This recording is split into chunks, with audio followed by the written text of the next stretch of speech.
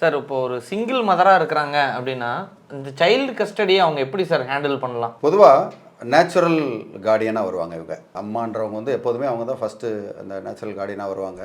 தகப்பனார்ன்றது அவரோட கடமை. அந்த குழந்தைக்கு வந்து மெயின்டைன் பண்ண வேண்டியது அவங்களோட கடமை. ஓகே, சில வேளை எப்படின்னா இவங்க வந்து அம்மா மட்டும்தான் இருக்காங்க, அம்மா மட்டும்தான் குழந்தைய பார்த்துக்கிறாங்க, அப்பா வந்து கவனிக்கவே இல்லை அப்படின்ற கண்டிஷனில் இவங்க அப்படியே வந்து விட்டுற முடியாது. ஓகே, ஜிடபிள்யூஓபின்னு சொல்லுவோம், கார்டியன்ஸ் ஆன் வார்ட்ஸ் ஒரிஜினல் பெட்டிஷனை கோர்ட்டில் சம்மந்தப்பட்ட அந்த கோர்ட்டில் ஃபைல் பண்ணி இந்த குழந்தைக்கு உண்டான டெசிஷன் எந்த ஸ்கூலில் சேர்க்கணும், ஓகே இந்த குழந்தைக்கு நான் என்னென்ன செய்யணும் அப்படின்னு அந்த முழு உரிமையும் அதை முடிவெடுக்கக்கூடிய உரிமையை வந்து ஜிடபிள்யூஓபியில் இவங்க வாங்கினாதான் அந்த குழந்தைக்கு பாஸ்போர்ட் கூட எடுக்க முடியும், வெளிநாட்டுக்கு கூட்டிகிட்டு போக முடியும், இல்லை என்ன வேணால் செய்ய முடியும், அந்த குழந்தைக்கு வந்து என்ன நன்மைகளை செய்ய முடியும் இந்த ஸ்கூலில் சேர்க்கறதுன்னு. அப்படி இல்லாத பட்சத்தில் ஒரு நேரமும் அப்பாவோடைய கையெழுத்து வேணும், அப்பாவோட பர்மிஷன் வேணும் அப்படின்னு கேட்பாங்க. அதனால் சிங்கிள் மதராக நீங்கள் வந்து அந்த ஜிடபிள்யூஓபி பெட்டிஷனை போட்டு ஆர்டர் வாங்குறது தான் நலம்.